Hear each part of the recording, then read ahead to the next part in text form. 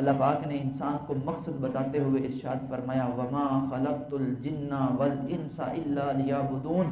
ہم نے جن و انس کو صرف اور صرف اپنی عبادت کے لیے پیدا کیا۔ اور اللہ پاک نے یہ جو انسان کو زندگی دی ہے اور اس کے بعد جو انسان مرتا ہے، اس کا ذکر سورہ ملک کے اندر اللہ پاک فرماتا ہے الذی خلق الموت والحیات لیبلوکم ایکم احسن عملا، وہ ذات جس نے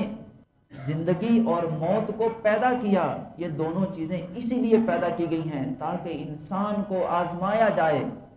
اللہ نے زندگی اور موت کو بنایا ہی اس لیے ہے تاکہ انسان کو آزمایا جائے ایکم احسن عملا، کون سا بندہ اس زندگی کے اندر اچھے کام کرتا ہے۔ دنیا کے اندر تو ہم دنیا کی رنگینیوں میں مست ہوتے ہیں، اچھے اور برے کی کوئی تمیز نہیں کرتے، لیکن مرنے کے بعد سب کچھ واضح ہو جائے گا۔ یہ دنیا کی زندگی ایک خواب ہے، جب موت آئے گی تو پھر آنکھیں کھلیں گی، پھر پتہ چلے گا کہ ہم پہلے کیا تھے اور اب کیا ہیں۔